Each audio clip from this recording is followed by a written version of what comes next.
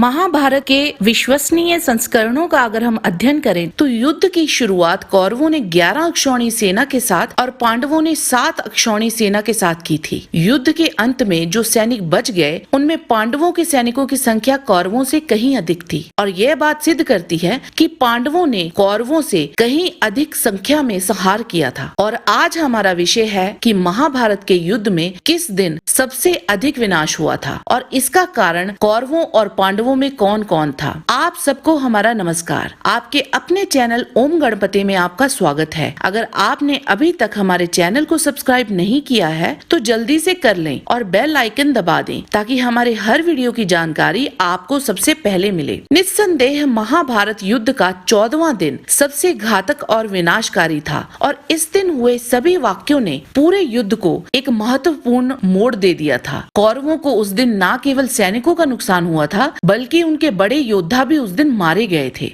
चलिए सिलसिलेवार तरीके से जानते हैं उस दिन क्या हुआ था। अभिमन्यु वध के बाद अर्जुन ने प्रतिज्ञा ली थी कि वह सूर्यास्त से पहले जयद्रथ का वध कर डालेगा, नहीं तो गांडीव सहित आत्मदाह कर लेगा। 14वां दिन कौरवों ने जैसे मौत के आगे घुटने टेक दिए थे। गुस्साए अर्जुन उस दिन अपने प्रचंड रूप में थे। उन्होंने अकेले ही उस दिन बड़े पैमाने पे विनाश किया। उन्होंने अकेले ही कौरव सेना की 7 अक्षौणी सेना को नष्ट कर दिया। एक ही दिन में 7 अक्षौणी सेना का संहार कोई छोटी बात नहीं थी। अर्जुन ने उस दिन जयद्रथ के साथ और भी कई महारथी योद्धाओं जैसे श्रुतयुद्ध, विंदा अनुविंदा, दंडधारा इत्यादि को मौत के घाट उतार दिया था। अर्जुन ने गुरु द्रोण के सबसे जटिल व्यूह को तबाह कर दिया था जो अपने आप में 3 व्यूहों का संयोजन था जिसे चक्र शक्त सूची व्यूह कहते हैं। महाभारत युद्ध में अभिमन्यु की हत्या के पश्चात जब अर्जुन जयद्रथ के प्राण लेने को उद्यत हुए तब गुरु द्रोण ने जयद्रथ की रक्षा के लिए युद्ध के 14वें दिन इस व्यूह की रचना की थी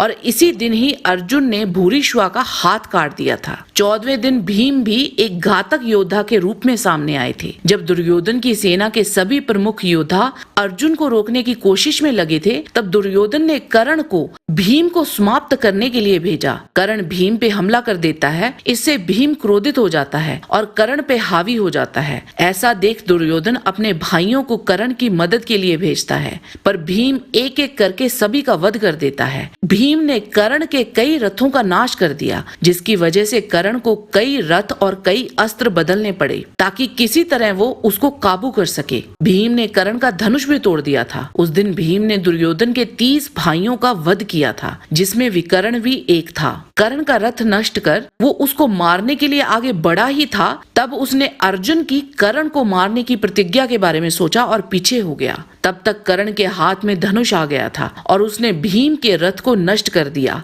और उस पे निशाना साधते हुए उसने पहले तो कुंती को दिया वचन याद किया पर फिर वो भीम को नपुंसक और छोटा मोटा योद्धा कहकर उकसाने लगा जिसपे भीम ने क्रोधित होकर उस पे एक हाथी को उठा के दे मारा। उसने कर्ण को मल्ल युद्ध के लिए ललकारा पर कर्ण ने उसको स्वीकारा नहीं। यह पूरा वाक्य आप पढ़ सकते हैं, लिंक हमने डिस्क्रिप्शन में डाल दिया है। सत्याकी ने भी उस दिन भारी नरसंहार और विनाश किया था। ऐसा नहीं कि सिर्फ पांडवों की तरफ से ही लहू बहाया गया था। द्रोण ने भी उस दिन पांडव सेना को बहुत बड़ी क्षति पहुंचाई थी। जयद्रथ के सिर काटने की प्यास ने उस दिन महाभारत का सबसे भयंकर और भीषण विनाश देखा था। जयद्रथ को बचाने के लिए कौरवों ने अपनी पूरी जान फूंक दी थी पर अर्जुन ने उसका वध कर गुरु द्रोण और दुर्योधन के अहम को ठेस पहुंचाई थी और कर्ण जिसपे दुर्योधन का काफी भरोसा था वो भी उस तांडव को रोक ना पाया था। इसीलिए महाभारत युद्ध का 14वां दिन बाकी सभी दिनों से अधिक विनाशकारी था। इस दिन अर्जुन ने अपनी वीरता का अद्भुत नजारा दिखाया था जो उसकी अपने वीर पुत्र अभिमन्यु को श्रद्धांजलि थी। आज के वीडियो में बस इतना ही। जाने से पहले लाइक बटन जरूर दबा दीजिए और अगर वीडियो अच्छा लगा है तो शेयर कीजिए। आपसे फिर मिलते हैं एक नए रोचक वीडियो के साथ। तब तक के लिए आप सबको हमारी शुभकामना। नमस्कार। सुरक्षित रहिए और कोरोना के खिलाफ डटे रहिए।